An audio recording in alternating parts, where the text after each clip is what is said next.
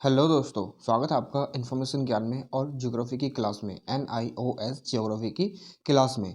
तो आज इस वीडियो में हम पढ़ने वाले हैं जो अंडरग्राउंड वाटर होता है और जो रनिंग वाटर होता है उनके काम क्या क्या होते हैं। अब आपने देखा होगा काफ़ी बार कि जब बारिश होती है और कहीं पर अगर चिकनी मिट्टी का टीला होता है, टीला यानी एक एलिवेटेड माउंट, ठीक है। अब वहाँ पर अगर यहाँ पर बारिश हो रही है तो ये मिट्टी जो है ना नीचे को रिसने लग जाती है। और जब ये मिट्टी नीचे को रिसने लग जाती है तो यहाँ पर काफ़ी सारी आकृतियाँ बनती हैं, यानी काफ़ी सारे डिज़ाइंस वगैरह बनते हैं कि क्या जैसे कि अब बीच में से ये मिट्टी यहाँ से पानी निकल रहा है और यहाँ पर मिट्टी मिट्टी है तो एक तरीके की जो फनल बन जाता है। कभी फनल बनता है, कभी ड्रेन बन जाता है, एक तरीके की स्ट्रेट लाइन बन जाती है, ठीक है। ऐसे ही काफ़ी सारे डिज़ाइन बनते हैं। तो ये किस प्रकार से बनते हैं वो सारी चीज़ें हम देखने वाले हैं इसी चैप्टर में, ठीक है। लास्ट चैप्टर हमने काफ़ी डिटेल में पढ़ लिया था। अब इस चैप्टर पर हम थोड़ा सा फोकस करेंगे। ये वीडियो थोड़ी सी लंबी रहेगी, मैं इसलिए इसको पार्ट्स में लेकर आऊँगा, ठीक है। तो स्टे ट्यून, ठीक है। तब तक के लिए जब तक दूसरी वीडियो नहीं आ जाती मैं पूरा चैप्टर कवर अप करवाऊँगा, ठीक है। तो चलिए वीडियो को चालू करते हैं। मैं हूँ आपका दोस्त अरुण।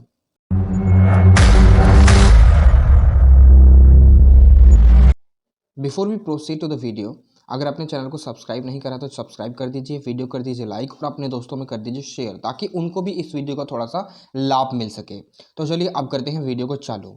बेसिकली यहाँ पर लिखा है कि जो रिवर के फंक्शंस होते हैं वो 3 प्रकार के होते हैं। कौन सा? रिवर 3 प्रकार से काम कर सकती है। अगर कोई भी उसके सामने, जैसे कि अगर मानकर चलिए यहाँ से एक रिवर बह रही है, ये फ्लो कर रही है इन द डायरेक्शन दिस, ठीक है, इस डायरेक्शन फ्लो कर रही है। और सडनली क्या, अगर इसके रास्ते में कोई भी एक स्टम्बलिंग ब्लॉक आता है, कोई भी एक पत्थर आता है, कोई भी एक ऑब्स्टिकल आता है, then what the river will do, river will just touch it and start flowing in the other direction. उसकी जो अपोजिट डायरेक्शन और जो साइड की डायरेक्शन है ना, उसमें से फ्लो करना चालू कर देगी। मगर रिवर डायरेक्ट इससे भी तो टकराएगी। जब इससे टकराएगी ना कहीं इसका जो शेप है ना वो इस तरीके का कर देगी। रिवर पानी जो है ना यहाँ से जो है ना मिट्टी को इरोड कर देगा। इरोजन का काम हो गया।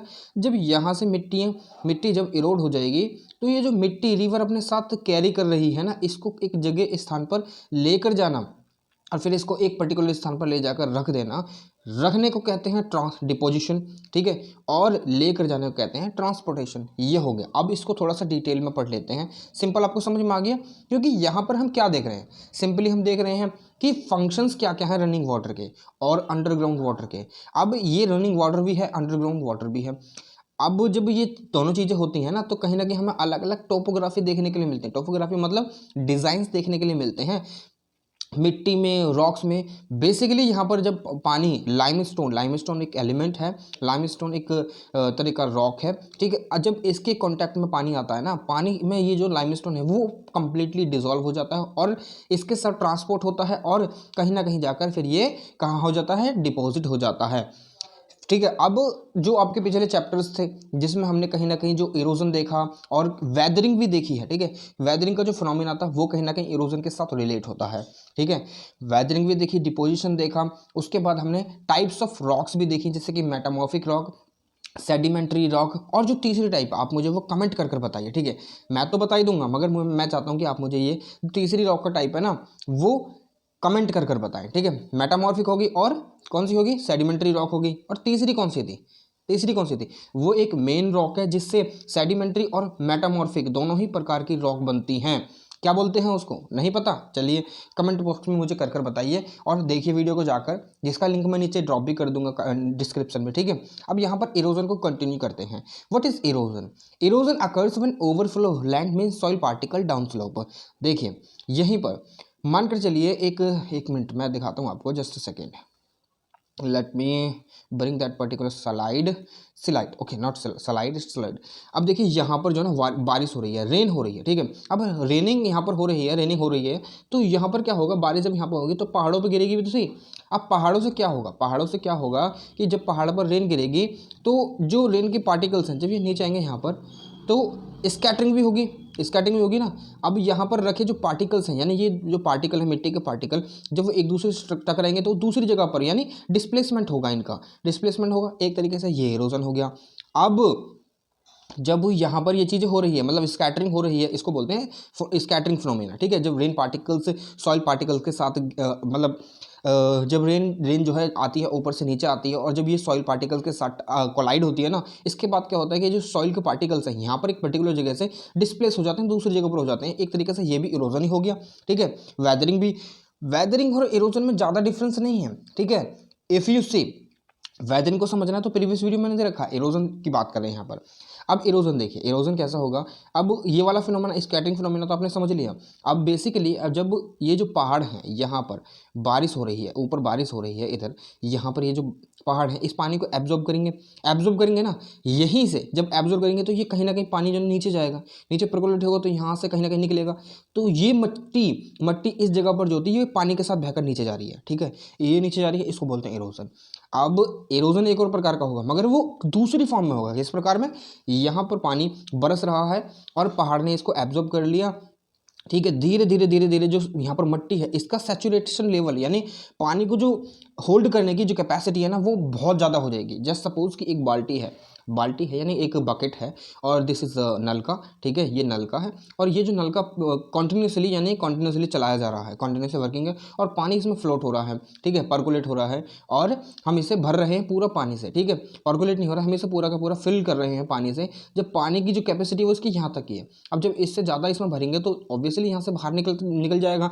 तो ऐसे ही यहाँ पर होगा। जब यहाँ की जो मट्टी है इसका सैचुरेशन लेवल यहाँ तक का है, इसका सैचुरेशन लेवल एक पॉइंट होगा, लाइक इस मिट्टी का जो कैपेसिटी है वो 2 लीटर पानी को एब्जॉर्ब कर सकती है, ठीक है, जैसे कि इसका। अब 2 लीटर के बाद जितना भी एक्स्ट्रा आएगा ना उसके बाद क्या होगा कि ये पानी बाहर जाएगा। पानी से क्या होगा, जो इस मिट्टी के जो पार्टिकल्स है ना वो कहीं ना कहीं लूज हो जाएंगे, क्योंकि जो मिट्टी के पार्टिकल्स हैं जैसे कि ये मानकर चलिए ये और ये मानकर चलिए यहाँ, मानकर चलिए यहाँ, इनके बीच में जो है ना पानी आ जाएगा वाटर, ठीक है, वाटर आ जाएगा। वाटर से क्या होगा कि फिर ये जो लूज हो जाएंगे पार्टिकल थोड़ा सा भी, फिर यहाँ पर क्या होंगे, चांसेस होंगे लैंडस्लाइड के,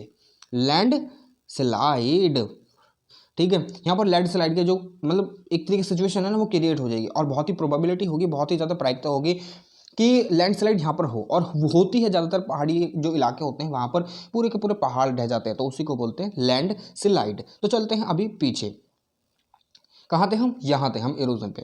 अब जो वेदरिंग और इरोजन है वो सप्लाई करते हैं रॉक मटेरियल को, और कोई भी लोड है यानी कोई भी एक पर्टिकुलर रिवर यहाँ से बह रही है। अब इसमें जो ऊपर वाला एरिया है इस अपर कैचमेंट एरिया बोलते हैं, सॉरी अपर कोर्स बोलते हैं, अपर कोर्स, और बीच वाले एरिया को बोलते हैं मिडिल कोर्स, और जो लोअर वाला एरिया होता है उसको बोलते हैं लोअर कोर्स। जो अपर कोर्स है यहाँ पर जो इतने भी इरोजन और वेदरिंग हो रही है, अब रिवर क्या करेगी, इन सारी चीज़ों को अपने साथ बहाकर लेकर जाएगी, ठीक है। अब इस समय पर काफ़ी सारी चीज़ें होती हैं, ठीक है, वो क्या क्या है देख लेते हैं आगे। This load acts as a grinding tool. ये जो लोड है ना ग्राइंडिंग टूल की तरह काम करता है। ग्राइंडिंग टूल मतलब दिखा देते हैं आपको, चलिए बताते हैं आपको क्या होता है ये।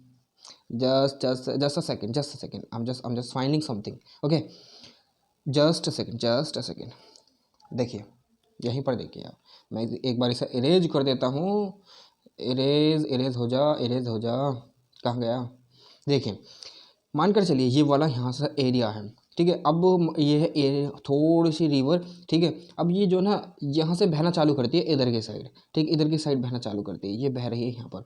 ये वाला ये मान लीजिए अपर कोर्स, ठीक है, अपर कोर्स मान लीजिए सोर्स जोन जिसे हम बोलते हैं। अब यहाँ पर बड़े बड़े पत्थर होते हैं, बाउल्डर्स होते हैं, यहाँ पर पानी तो है मगर ये यहाँ पर इसे ग्राइंडिंग का काम करते हैं, नीचे से इसे जो है ना उखड़ देते हैं। जैसे कि मानकर चलिए ये एक रिवर है तो यहाँ पर पत्थर है, जब पानी इधर की साइड बह रहा है तो ये जो ना कलामंडी खाएंगे। कलामंडी मतलब बार बार गोल घूमेंगे नीचे ही। रिवर का जो नीचे का बेड है ना, बेड को बोलते हैं सतह, रिवर की जो निचली सतह है ना वहाँ पर कॉन्टिन्यूसली घूमेंगे, और उससे क्या करेंगे, जब एक पत्थर दूसरे पत्थर के कांटेक्ट में आएंगे तो एनर्जी ट्रांसफर होगी और ये भी घूमना चालू कर देगा, जिससे कि नीचे का एरिया जो है ना कहीं वो इस कांटेक्ट में और ये खुदना चालू कर देगा, यानी उखड़ना चालू कर देगा। उसी को बोलते हैं कि ग्राइंडिंग टूल की तरह काम करते हैं। और फिर जो है ना रिवर का जो नीचे की एक तरीके से इसको गहरा कर देंगे ऐसे शेप में। तो ये यहाँ पर जाकर जो है ना वी शेप की जो शेप है ना वो ले लेगी। मैं दिखाता हूँ आपको, ठीक है, आगे चलते हैं। अभी तो फिलहाल दिखाऊंगा शांति रखिए बस, ठीक है। It does help in cutting the bottom, cutting करने में नीचे से इसको कट करने में बहुत ज़्यादा हेल्प करता है, ठीक है। इसकी शेप को बहुत ज़्यादा गहराई में लेकर आ जाता है, ठीक है। अब एंड द साइड्स जो हैं रिवर की, लाइक जस्ट अ सेकेंड, अब ये जो साइड है इनको भी वाइड करता है, इनको भी ऐसा ही कर देगा, ऐसा बना देगा, ठीक है। वाइड कर देगा, नीचे से तो गहरा करेगा ही करेगा, इनको वाइड भी करेगा। तो वेदरिंग और इरोजन यही काम करते हैं, और इनका फिर रिजल्ट क्या होता है, वाइड करता है रिवर को और रिवर चैनल को गहरी बना देता है, डीपनिंग, ठीक है। समझ में आया आपको? एक एक चीज समझा रहा हूं मैं आपको। अब देखिए यहाँ पर इरोजन काफी प्रकार के होते हैं, ठीक है। इनको 4 अलग अलग जो वेज है ना उसमें बांटा गया है। कोरेजन एंड अब्रेजन बोला जाता है, कोरेजन और अब्रेजन, ठीक है। अब कोरेजन एंड सॉल्यूशन बोला जाता है, और जो तीसरा है उसको बोलते हैं हाइड्रोलिक एक्शन, और चौथा होता है अट्रेशन। देखिए मैं आपको यही समझा देता हूँ इस डायग्राम की हेल्प के साथ। कोरेजन और अब्रेजन ये होता है कि ये जो पार्टिकल्स है ना, ये जो पेबल्स है, यानी ये जो पत्थर है, ये पत्थर एक दूसरे के कांटेक्ट में आते हैं और स्लाइडिंग यानी ग्राइंडिंग की तरह काम करते हैं, ठीक है। मैंने यहाँ पर लिख भी रखा है, देखिए, ताकि आपको जब पढ़े ना आप तो सही से आपको समझ में आए, ठीक है। अब यहाँ पर जो पत्थर हैं वो बाउंस भी होते हैं, स्क्रैप भी होते हैं और ड्रैग भी होते हैं। ड्रैग मतलब एक दूसरे के साथ चलना, बाउंस मतलब एक जगह से दूसरी जगह उछल कर जाना, ठीक है। उछलते कैसे हैं वो भी बताऊँगा मैं आपको, टेंशन मत लीजिए, ठीक है, किसी भी चीज़ की। और क्या होता है कि यहाँ पर स्क्रैपिंग भी होती है। स्क्रैपिंग मतलब एक दूसरे से टकराया, फिर थोड़े से टूटकर अलग अलग हो गए, 2 भागों में बट गए, ठीक है। 2 भागों में, इसको बोलते हैं स्क्रैपिंग, ठीक है, टूटना। अब जो साइड्स होती हैं रिवर की, जब वो इन चीज़ों के कांटेक्ट में आती हैं, यानी जो रिवर की साइड है, जैसे सपोज कि ये रिवर है, जब ये जो पेबल्स हैं, ये जो पत्थर हैं, ये इनकी कांटेक्ट में आएंगे तो यहाँ की जो रॉक है इसको भी तो लूज कर देंगे। जब इसको लूज कर देंगे तो साइड जो है रिवर की वो भी बड़ी हो जाएगी ना, सिंपल सी बात है, ठीक है। अब देखिए यहाँ पर दूसरे जो कॉन्सेप्ट है वो है, ये है, देखिए, लेटरल कोरेजन एंड वर्टिकल कोरेजन। वर्टिकल कोरेजन का मतलब होता है नीचे की साइड रिवर को बहुत ज़्यादा गहरा कर देना, ठीक है, गहरा कर देना, ठीक है। और जो लेटरल कोरेजन है उससे होता है जब रिवर का कोर्स इतना है, रिवर की जो चौड़ाई है वो इतनी है। अब जो लेटरल कोरेजन होता है ना, वो रिवर की चौड़ाई को बड़ा कर देगा, बहुत ज़्यादा वाइडन कर देगा, ठीक है। यहाँ पर लिख भी रखा है, this is side way erosion which widens the river valley. अब दूसरा आता है सॉल्यूशन। देखिए केमिकल सॉल्वेंट, यहाँ पर हम बात करेंगे सॉल्यूशन की। सॉल्यूशन में ऐसा होता है कि कुछ जो रिवर है वो जो लाइमस्टोन एक पदार्थ है, लाइमस्टोन पदार्थ है, उसके कांटेक्ट में आती है, ठीक है। लाइमस्टोन एक ऐसा पदार्थ है जो पानी में कंप्लीटली डिसॉल्व हो जाता है, कंप्लीटली डिसॉल्व हो जाता है और एक सॉल्यूशन तैयार करवाता है, वाटर एंड लाइमस्टोन का। तो सॉल्यूशन यही है, हमें पार्टिकल्स फिर लाइमस्टोन के दिखते नहीं, हमें जो पानी है वही वाइट दिखेगा, ठीक है। चूना पत्थर जिसे हम बोलते हैं लाइमस्टोन, ठीक है। तो इसी प्रकार के जब यहाँ से लाइमस्टोन, कोई भी अगर रिवर का पानी किसी भी लाइमस्टोन चट्टान के बीच में आ रहा है, वो तो लाइमस्टोन को वो अपने आप में घुल जाएगा, एक सॉल्यूशन तैयार हो जाएगा। तो वो सॉल्यूशन बहता हुआ आगे तक ही तो जाएगा, उसको बोलते हैं ट्रांसपोर्टेशन। यहाँ पर हो गया इसका इरोजन, फिर उसके बाद होता है ट्रांसपोर्टेशन, फिर उसके बाद लाइमस्टोन का जो पानी है यानी घुलनशील पदार्थ जितना भी है वो कहीं ना कहीं जाकर डिपॉजिट हो जाएगा, यानी ठहर जाएगा, तो उसको बोलते हैं डिपोजिशन, ठीक है। सिंपल सॉल्यूशन समझ में आया। अब अगला जो होता है हमारा होता है अट्रीशन, सॉरी हाइड्रोलिक एक्शन। देखिए एक मानकर चलिए, ये जो ना ये एक रिवर है, ठीक है, जस्ट अ सेकेंड, एक ये रिवर है। अब इसमें क्या हुआ, रिवर में जो ना पानी काफ़ी मतलब फुल भरकर चल रहा है, बहुत मज़ेदार चल रहा है पानी, एकदम दबादब, कहते हैं ना कि एकदम फुल भरकर चल रही है रिवर वगैरह, जितने भी हम देखते हैं रिवर को, तो ऐसे यहाँ पर हो रहा है, ठीक है। अब यहाँ पर हो रहा है तो ये जो पानी है इसका भी तो कुछ ना कुछ प्रेशर होगा, ये भी तो नीचे की साइड कुछ ना कुछ प्रेशर लगा रहा होगा पानी का। जब भी हम देखिए समुद्र में, आप मुझे बताइए कमेंट बॉक्स में कमेंट कर कि हमारा जो मतलब नेट पर सर्च कीजिएगा, अगर पता है आपको तो कोई बात नहीं, अगर नहीं पता तो नेट पर सर्च कीजिएगा कि सबसे गहरा समुद्र कौन सा है पूरी पृथ्वी पर, और मुझे कमेंट बॉक्स में बताइए। और देखिए मैं आपको यहाँ पर एक कॉन्सेप्ट रिलेटेड बता ही देता हूँ।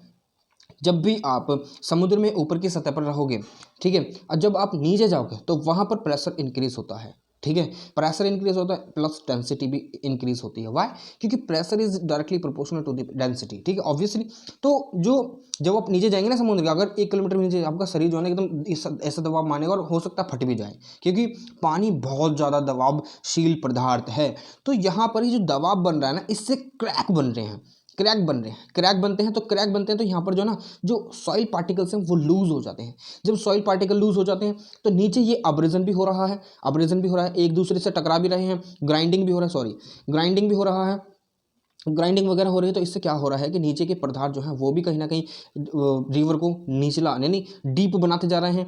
और जो ये हाइड्रोलिक एक्शन है ना, ये लूज कर रहा है साइड के जितनी भी दीवारें हैं, यानी मिट्टी जितनी भी है, सॉइल पार्टिकल्स, उनको लूज करता है हाइड्रोलिक एक्शन से, जिससे कहीं ना कहीं क्रैक बन जाते हैं। क्रैक में पानी घुसता है, पानी घुसने के बाद फिर क्या होता है, इरोजन चालू हो जाता है, इरोजन की प्रक्रिया चालू हो जाती है। फिर ये रिवर के जो बेड है ना वो भी वाइड हो जाता है। जब रिवर का बेड वाइड हो जाएगा और डीप हो जाएगा तो कहीं ना कहीं रिवर गहरी हो जाएगी और चौड़ी हो जाएगी। ठीक है, इतना समझ में आया। हाइड्रोलिक एक्शन क्या होता है? हाइड्रोलिक एक्शन यानी पानी का दबाव। ठीक है, पानी के दबाव से क्या होता है, क्रैक बन जाते हैं, क्रैक में पानी घुस जाता है, पानी जो ना अपने साथ मिट्टी की जितनी पार्टिकल्स हैं उनको बहाकर आगे ले चला जाता है। ठीक है, इसलिए मैंने यहाँ पर लिख भी रखा है, this is the mechanical loosening and sweeping away of material by the shear force of river water itself. Shear force of river water. ठीक है, अब चलते हैं आगे। अगला है हमारा अट्रीशन। अट्रीशन क्या होता है? सिंपली अट्रीशन ये होता है कि कुछ भी बाउल्डर्स होते हैं वो छोटे छोटे, जैसे कि अब्रेजन है, अब्रेजन बड़े बड़े पेबल्स होते हैं, बड़े बड़े पत्थर होते हैं, बाउल्डर्स होते हैं। ठीक है, यहाँ पर एक दूसरे से टकराते हैं, एक दूसरे से टकराने के बाद छोटे छोटे जो पार्टिकल्स होते हैं ना, पत्थर होते हैं, उनमें बट जाते हैं। अब छोटे छोटे पत्थर आपने देखोगे रिवर के किनारे इस तरीके के पत्थर होते हैं। ठीक है, छोटे छोटे महीन पत्थर होते हैं। अब ये जो ग्राइंड मतलब एक दूसरे से टकराते हैं ना, तो कहीं ना कहीं ये जो घूमते भी हैं, फिर घूमते भी हैं, तो उससे क्या होते हैं, स्मूथ हो जाते हैं और राउंड हो जाते हैं, गोल हो जाते हैं एकदम, उनको पकड़ने में भी अच्छा लगता है फिर। ठीक है, आपने देखे होंगे, तो इसी प्रकार को बोलते हैं अट्रीशन। समझ में आया?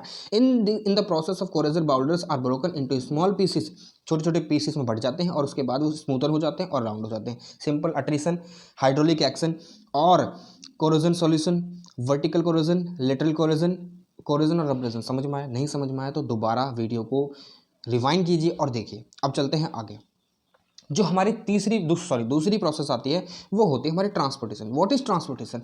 Easily whenever you travel from a place to another place. ठीक है, अब उसमें क्या होता है कि you hire a particular cab और ओला और वट एवर इट इज। ठीक है, और you use a public transport vehicle. ठीक है, you use that and you travel from place to another. ठीक है, अब इस ट्रैवल को करवाने के लिए एक पर्टिकुलर जो साधन है उसका यूज़ करा है, उसको बोलते हैं ट्रांसपोर्टेशन।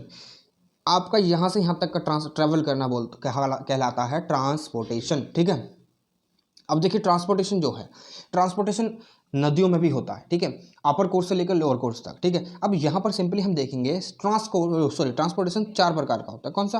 ट्रैक्शन, सॉल्टेशन, सस्पेंशन और सॉल्यूशन। ठीक है, सिंपली यहाँ पर सबसे आसान जो है वो सॉल्यूशन। लाइमस्टोन यानी चूना पत्थर। पेन आज काम नहीं कर रहा है, मार्कर मेरा। ठीक है, लाइमस्टोन जो है वो पानी में डिजोल्व हो जाता है, यानी पूरी तरीके से सॉल्यूशन बन जाता है लाइमस्टोन का एंड वाटर का।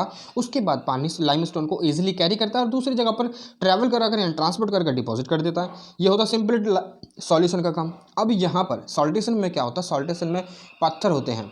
अब सॉल्टेशन में क्या होता है कि देखिए, एक जो रिवर बेड पर जो पर्टिकुलर पत्थर है यानी रोड़ा है, यहाँ पर ट्रैवल कर रहा है और ये भी ट्रैवल कर रहा है, ये यहाँ तक पहुँचा। ठीक है, यहाँ तक पहुँच गया, मगर आगे चलकर इसके रास्ते में बहुत तेज़ी से रिवर के फ्लो के साथ ट्रैवल कर रहे हैं। अब तेज़ी से क्या होता है, यहाँ पर एक पर्टिकुलर बड़ा सा पत्थर आ जाता है, ये टकराता है यहाँ से और यहाँ से उछलकर यहाँ चला जाता है। इसी को बोलते हैं सॉल्टेशन। यहाँ पर बाउंसिंग होती है पत्थरों की। और ट्रैक्शन में क्या होता है? ट्रैक्शन में ये होता है कि जो बड़े बड़े पत्थर है ना, वो रिवर के, क्योंकि बड़े बड़े पत्थर हैं तो जो शीर फोर्स है ना वाटर की, वो बहुत ज़्यादा तो होती है मगर इनके लिए तो थोड़ी लगती है। इसीलिए पानी कहीं ना कहीं इन्हें जो ना बाउंस ना करवा कर इन्हें रोल करवाता है। धीरे धीरे रोल होते हैं, आपस में ग्राइंड होते हैं, टकराते हैं, टूटते हैं, फटते हैं, तो ये इस वाली स्टेज में आ जाते हैं। ठीक है, फिर जब ये आपस में जब ये उछलते कूदते रहते हैं तो फिर ये इस वाली स्टेज में आ जाते हैं सस्पेंशन, क्योंकि अब ये छोटे छोटे पार्टिकल हो गए और ये पानी में ऐसे ही सस्पेंस रहेंगे और वाटर के साथ यूं ही ट्रैवल करते रहेंगे बहुत बहुत दूर के एरिया तक। ठीक है, इसको बोलते हैं सस्पेंशन। पानी में ही रहना, जैसे कि छोटे छोटे पार्टिकल होते हैं ना, जैसे कोई भी पार्टिकल ले लो, छोटा पार्टिकल और पानी की फोर्स ज़्यादा है, बहने की जो शक्ति बहुत तेज है। ठीक है, काइनेटिक एनर्जी बहुत तेज है। ठीक है, अब पानी क्या करेगा, जो छोटे छोटे पार्टिकल है उसे अपने अंदर ही रखेगा और ट्रैवल करवा देगा दूर दूर तक, और जो थोड़े से भारी हैं उनको बाउंसिंग करवाएगा और जो ज़्यादा ही भारी हैं उन्हें रोल करवाएगा। ये काम होता है पानी का। और जो कंप्लीटली डिजोल्व होगा वो तो हमें दिखेंगे नहीं, वो तो एक सॉल्यूशन बन गया ना, जैसे कि लाइमस्टोन के मामले में होता है। सिंपल, आपको समझ में आया? नहीं समझ में आया? अब आपको आप रिवाइंड कीजिए वीडियो को और देखिए। मैंने आपको यहाँ पर थ्योरी में भी दे दिया, ट्रैक्शन क्या होता है, सॉल्टेशन क्या होता है, सस्पेंशन क्या होता है, सॉल्यूशन क्या होता है। ठीक है, समझ में आई आपको बात? पढ़कर बताऊं, the heavier and larger rock fragment like gravel, pebbles etcetera are forced by the flow of river to roll along its bed.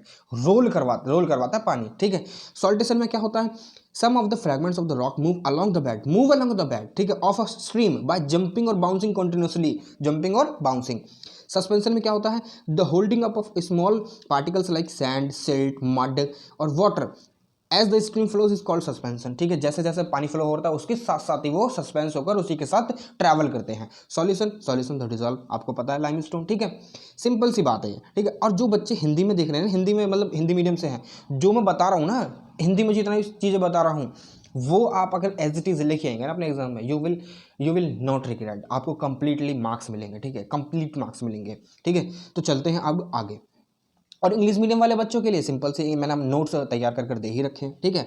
Simple आप ही की बुक है, आप ही की लैंग्वेज, बस मैंने सिंपलीफाई तरीके से आपको समझाने के लिए सिंपल रूप में आपके सामने रख दिया है, ठीक है, ताकि आपको ज़्यादा कठिनाई ना हो, और बता भी दिया है क्या होता क्या नहीं होता, ठीक है। अब देखते हैं डिपोजिशन। डिपोजिशन एक बहुत ही महत्वपूर्ण प्रोसेस है, महत्वपूर्ण यानी very significant process it is, ठीक है। अब क्यों सिग्निफिकेंट है, इसीलिए सिग्निफिकेंट है, जितना भी अपर कोर्स और मिडिल कोर्स में हुआ ना उसके बाद डिपोजिशन का काम बढ़ जाता है। क्यों बढ़ता है भाई, चलो देख लेते हैं। देखिए अब यहाँ पर ये जो अपर कोर्स स्ट्रीम है, ये वाली अपर कोर्स स्ट्रीम है, यहाँ से नीचे पानी आ रहा है, ये है मिडिल कोर्स स्ट्रीम, ठीक है। अब मिडिल कोर्स में क्या होगा कि जो चीज़ें हैं ना, जो सारी की सारी अब जो ट्रैक्शन, अट्रैक्शन, सॉल्यूशन, सॉल्टेशन बताया मैंने आपको, वो सारी चीज़ें यहीं पर होती हैं, ठीक है।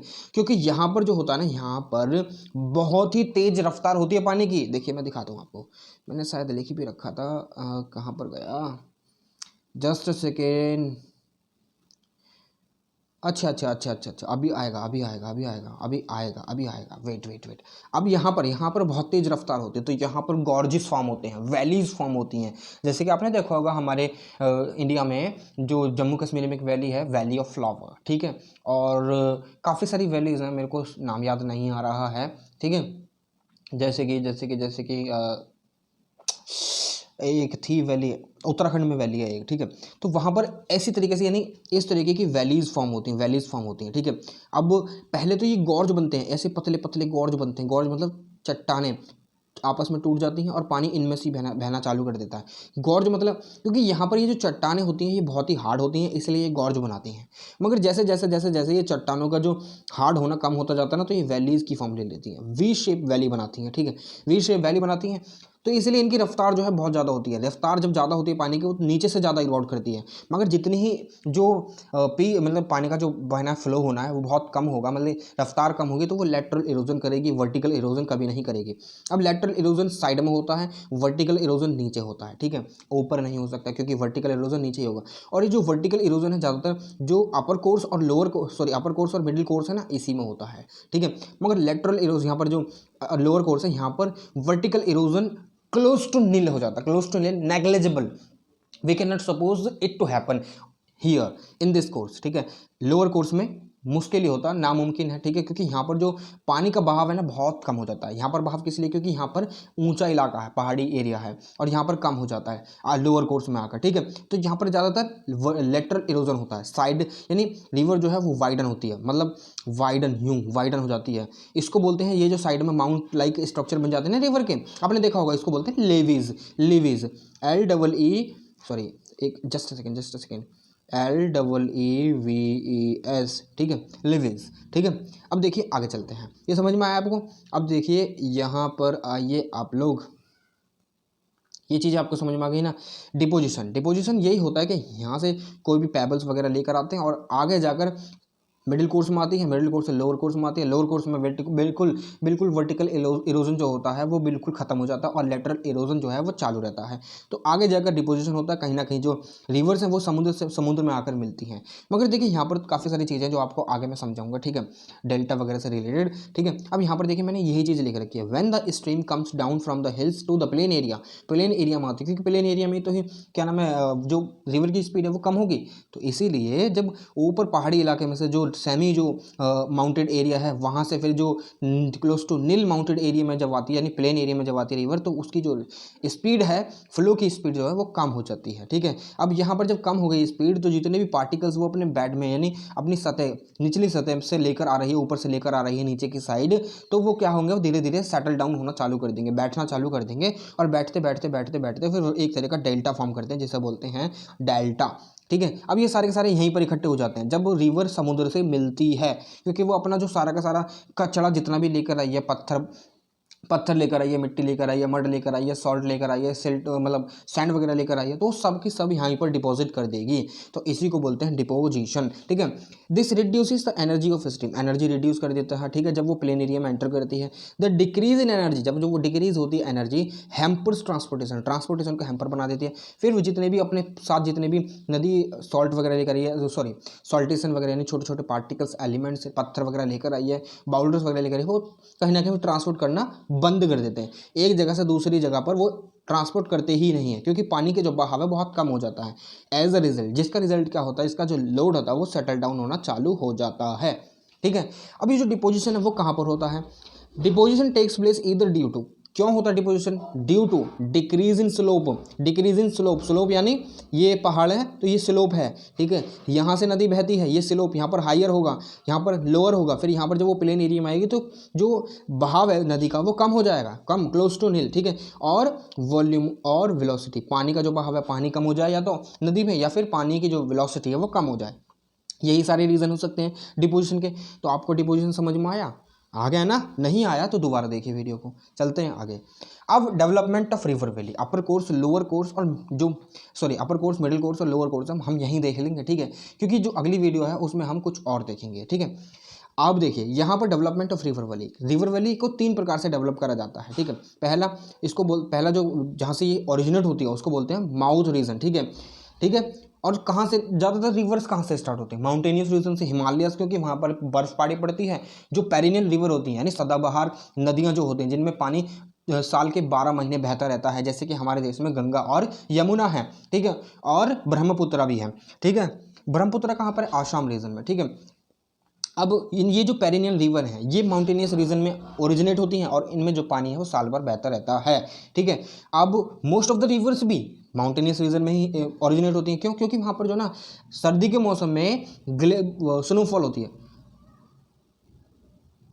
अब जब सर्दी के रीजन में स्नोफॉल होगी तो स्नोफॉल से क्या होगा कि वो जो स्नोफॉल है वो गर्मी आते आते पिघलना चालू कर देती है और रिवर में पानी आना चालू हो जाता है, ठीक है। सिंपल, इतना बात समझ में आया, ठीक है। अब रिवर के 3 कोर्स होते हैं, पहला अपर कोर्स, दूसरा मिडिल कोर्स और तीसरा लोअर कोर्स, ठीक है। अपर कोर्स को बोला जाता है स्टेज ऑफ यूथ रिवर की, यानी यहाँ पर रिवर जो है एकदम बच्चे चहल पहल की तरह से एकदम तर्राटेदार चलती है, एकदम मस्त होकर, एकदम खुल्लम खुल्ला, ठीक है, बहुत तेजी से पानी बहता है। मगर वहीं पर धीरे धीरे जैसे जैसे मैच्योरिटी आती रहती है, यानी रिवर जवानी की तरफ चलती रहती है, किशोर अवस्था की तरफ चलती रहती है, तो उसके अंदर समा जाती जाती है और वो धीरे धीरे धीरे धीरे अपनी जो चाल है वो कम कर देती है। मगर वहीं पर लोअर कोर्स में स्टेज जो है वो ओल्ड एज की तरफ आती जाती है, तो जो रिवर की जो चाल है वो बहुत धीमी हो जाती है और ना के बराबर हो जाती है, उसे बेड रेस्ट की जरूरत होती है। इसलिए जब रिवर प्लेन एरिया में एंटर करती है तो वो बिल्कुल उसका जो पानी की बहाव है वो बहुत कम हो जाता है, वेलोसिटी कम हो जाती है। और कभी कभी हम देखते हैं कि रिवर का जो पानी वो भी कम हो जाता है, ठीक है।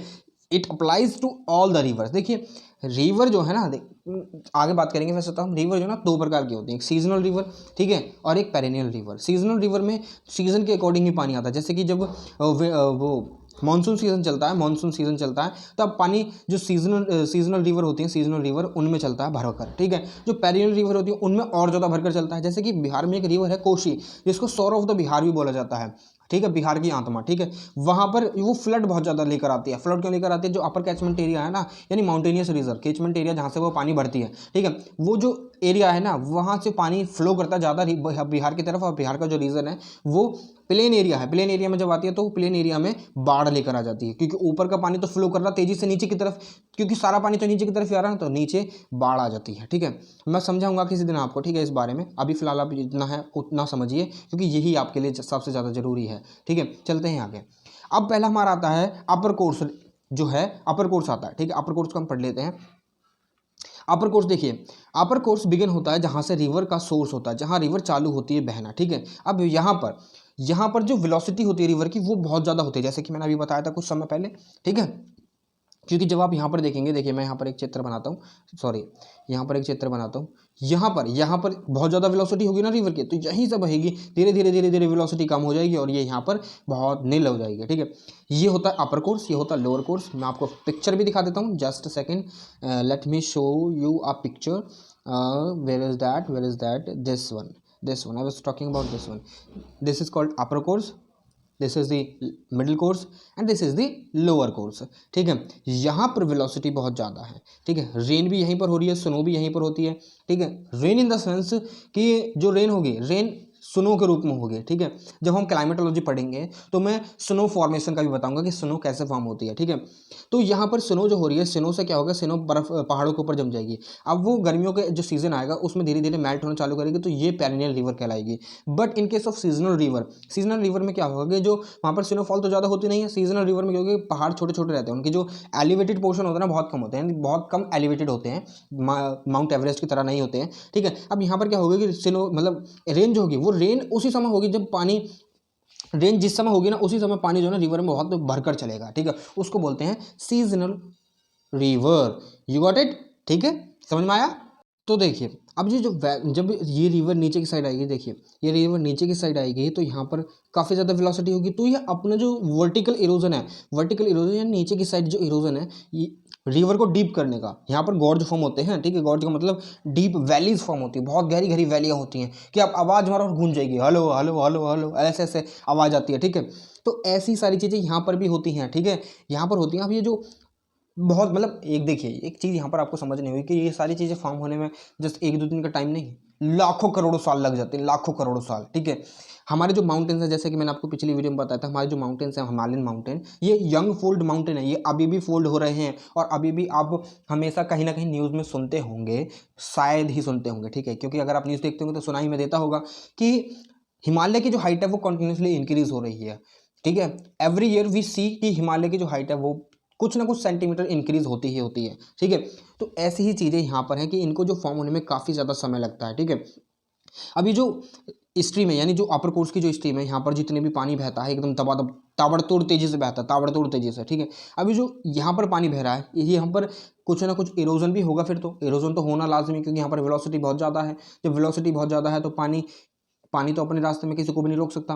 ठीक है, पानी को तो बहना ही बहना, चाहे वो पत्थर हो या कुछ भी हो, पानी के सामने कुछ नहीं रोक सकता। तो इसीलिए यहाँ पर जो पानी है ना, पानी की वेलोसिटी बहुत ज़्यादा होगी और इरोडिंग पावर भी इसकी एट मैक्सिमम होगी। ठीक है, जब इरोडिंग पावर मैक्सिमम होगी तो अपने साथ कुछ ना कुछ मटेरियल ये कैरी करेगा, कुछ ना कुछ कैरी करेगा। अब वो जो कैरी करने की जो मटेरियल है वो नीचे की साइड जाएगा, नीचे की साइड कुछ तो इस वजह से जाएगा क्योंकि ग्रेविटी जो है ऊपर से नीचे की तरफ खींचती है। अर्थ जो है हर चीज़ को अपनी तरफ बांध कर रखती है, क्यों? क्योंकि अर्थ के अंदर ग्रेविटी है। अब ग्रेविटी वाला कॉन्सेप्ट थोड़ा अलग है।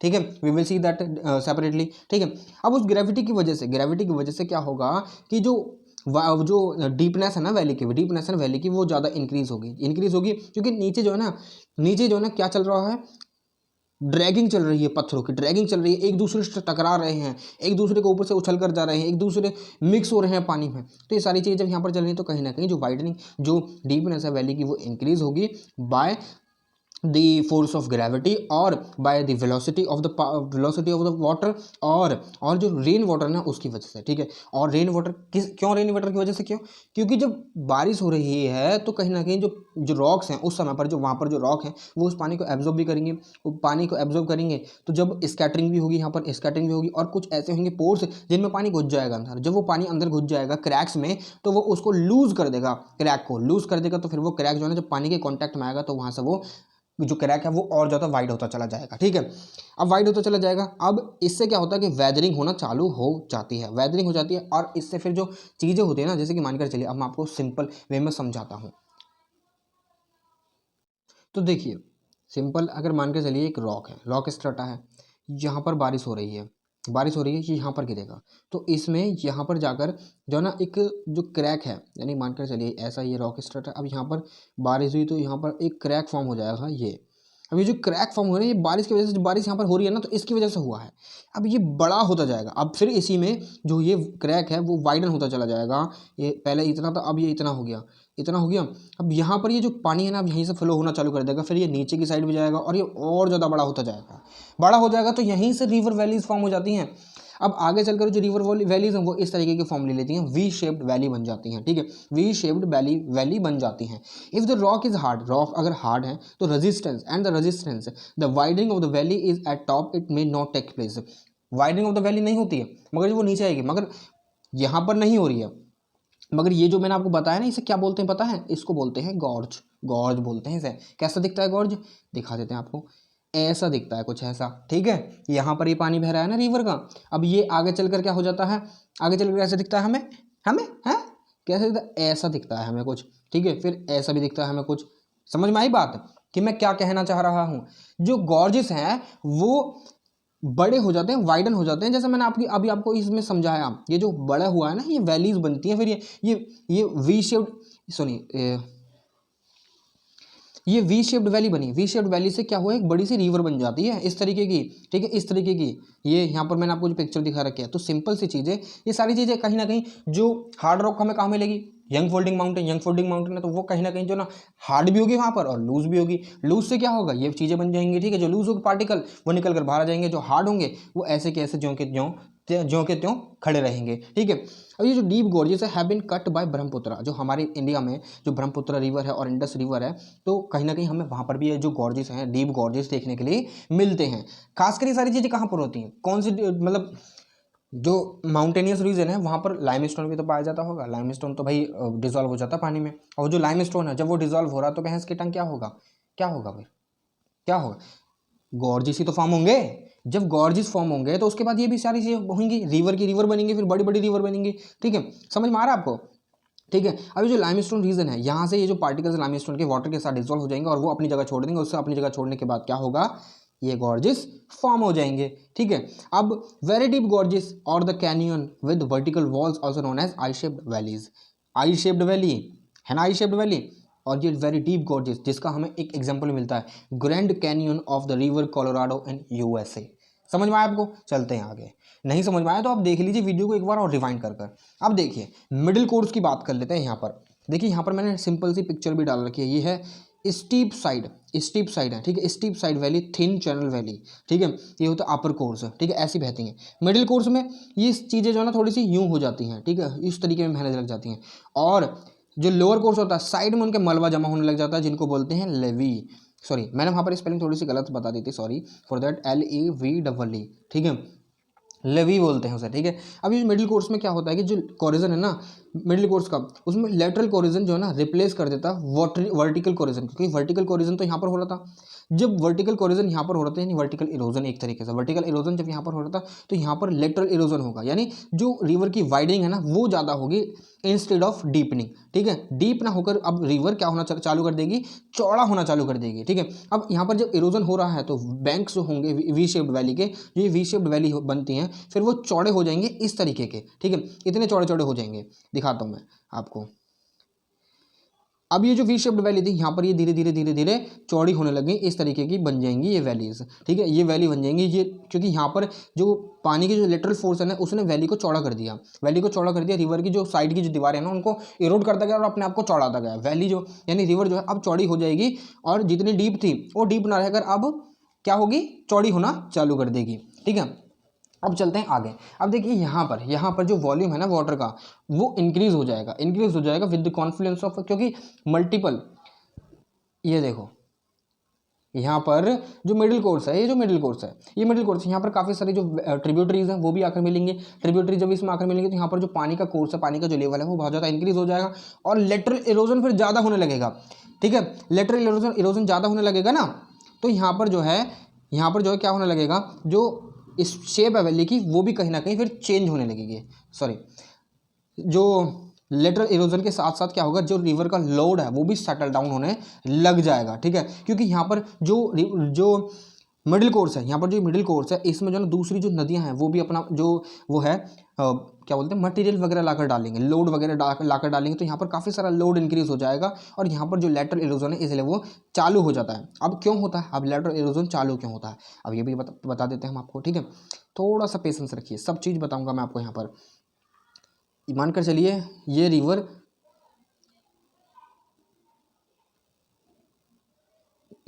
यहाँ से बह रही थी, ठीक है, ये रिवर यहाँ से बह रही थी। एक रिवर आई यहाँ से, ये इधर से निकलती और इसने भी यहाँ पर अपना लोड डाल दिया, ठीक है। अब देखिए जो रिवर है ना, ये वाला रिवर, ये रिवर है, इसने अपना जब लोड डाला, सॉरी ये देखिए, तो यहाँ पर ये पहले तो इतनी गहरी थी, ये वाली इतनी गहरी थी, ठीक है। अब ये जो रिवर थी इसने डाला इसमें लोड, तो यहाँ तक आ गई। अब पानी तो भाई पूरा ही चल रहा है ना, पानी तो पूरा ही चल रहा है, क्योंकि इस रिवर का भी पानी आ रहा है और जो ऊपर से रिवर आ रही है उसका भी पानी यहाँ पर आ रहा है। तो ये जो जब रिवर यहाँ पर भर गई, इस लोड की वजह से यहाँ पर भर गई, तो इसका जो बेड है ना वो गहरा से हल्का गहरा हो गया, हल्का गहरा हो गया मतलब कम गहरा हो गया। कम गहरा होने से पानी का जो बहाव है वो ऊपर बहेगा, ऊपर बहेगा तो जो रिवर के वॉल्स हैं, ऊंची ऊंची वॉल्स, अब उनको इरोड करना चालू कर देगी, उनको हटाना चालू कर देगी, और पानी जो ऊपर तक बहेगा उसको इरोड करना चालू होगा, इसलिए रिवर चौड़ी हो जाती है। सिंपल, चौड़ी हो जाती है रिवर, चौड़ी हो जाती है ना। अब चलते हैं आगे। अब ये जो लोड जब डिपॉजिट होता है तो देखिए, सॉरी मैंने आपको बताया नहीं कि जब ये रिवर जो है जब चौड़ी हो जाती है तो इसके बाद क्या होता है कि रिवर जो ना आसानी से लोड को आसानी से लेकर आगे तक नहीं जा पाती, तो वो वहीं का वहीं ठहर जाता है। अब जो लोड होता है वो जनरली डिपॉजिट होता है, डिपॉजिट होने के बाद वो एक तरीका जो है ना क्या कर लेता है, एक फैन लाइक स्ट्रक्चर गहन कर लेता है, जिसको बोलते हैं हम, देखिए मैं एक पिक्चर दिखाता हूँ आपको, जस्ट सेकेंड। अब ये रहा फैन, यहाँ पर रिवर लोड हुई और यहाँ पर इसने जो है ना काफ़ी सारा मलबा लाकर रख दिया रिवर ने, क्योंकि यहाँ से कोई ट्रिब्यूटरी गिरी और यहाँ से भी कोई ट्रिब्यूटरी गिरी और बीच में से रिवर बह रही है, तो रिवर का जो लोड है सारा का सारा वो यहाँ पर आकर प्लेन एरिया में इकट्ठा हो जाएगा ना, प्लेन एरिया में इकट्ठा। जब इकट्ठा हो जाएगा प्लेन एरिया में तो यहाँ पर एक फैन लाइक स्ट्रक्चर बनेगी, फैन लाइक कुप्पी बोलते हैं हिंदी में, ठीक है। अब ये कुप्पी लाइक, ये फैन लाइक स्ट्रक्चर बनेगी तो इसको बोलते हैं alluvial fan. You got it, ठीक है। समझ में आया आपको? नहीं समझ में आया तो दोबारा देखिए।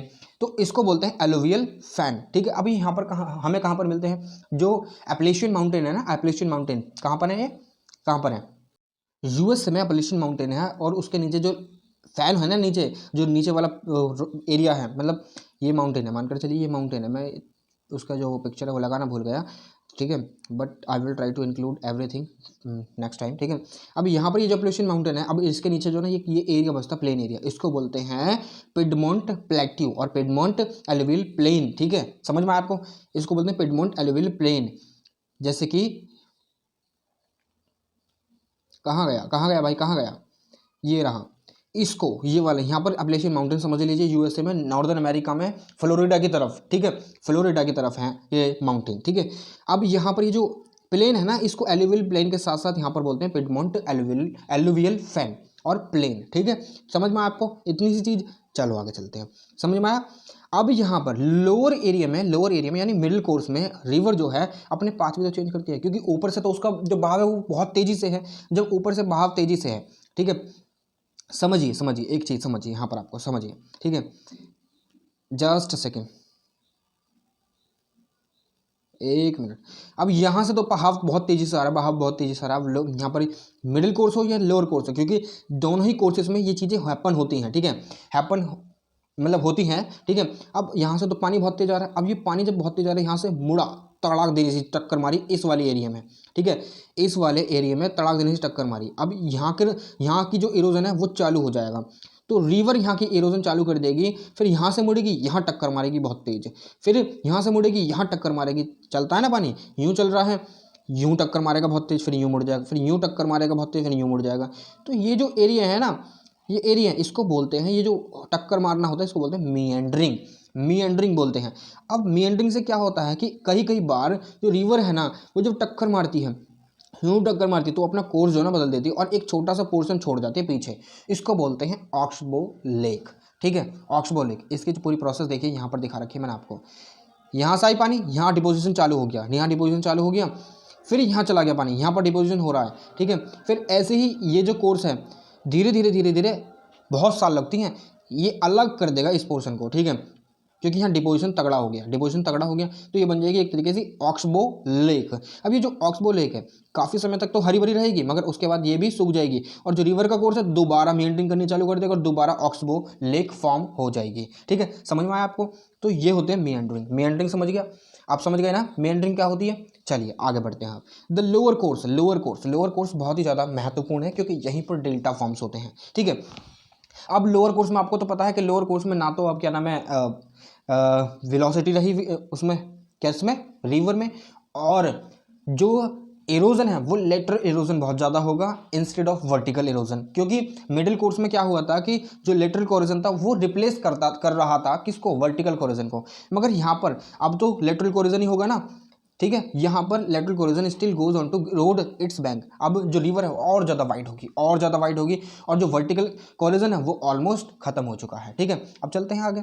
अब यहाँ पर जो एक तरीके से जो वॉल है वो क्रिएट होगी, जिसको बोलते हैं लेवीज। लेवी सॉरी, ये वाला पोर्शन ठीक है साइड में, ठीक है, इसको बोलते हैं लेवी बोलते हैं। ठीक है, देखिए मैंने यहाँ पर लिख भी रखा है, a raised ridge of coarse material is formed along each bank of the river, such ridges are called levees. ठीक है, अब ऑक्स बोल लेक क्या होती है भी मैंने आपको बता दी। ठीक है, अब giving rise to formation of delta. अब अपन एंटरिंग अ लेक और सी, अब रिवर जब ऊपर से चालू हुई तो कहीं ना कहीं जाकर तो गिरेगी, या तो वो किसी लेक में गिरेगी या फिर वो बड़े समुद्र में गिरेगी। जैसे कि हमारी जो ब्रह्मपुत्र और गंगा जो नदी है वो समुद्र में जाकर गिरती हैं और वे एक बहुत ही बड़ा डेल्टा फॉर्म करती हैं। डेल्टा क्यों फॉर्म करती हैं?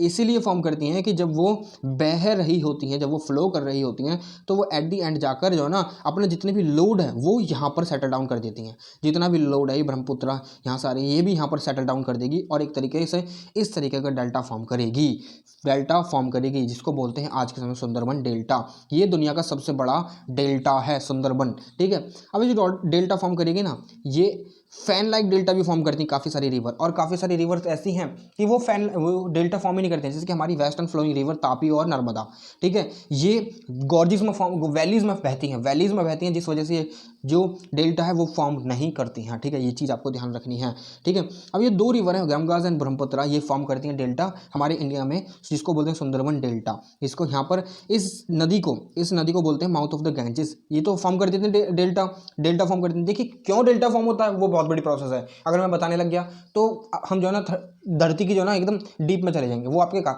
काम का भी नहीं है। हम जितना काम का उतना देखेंगे।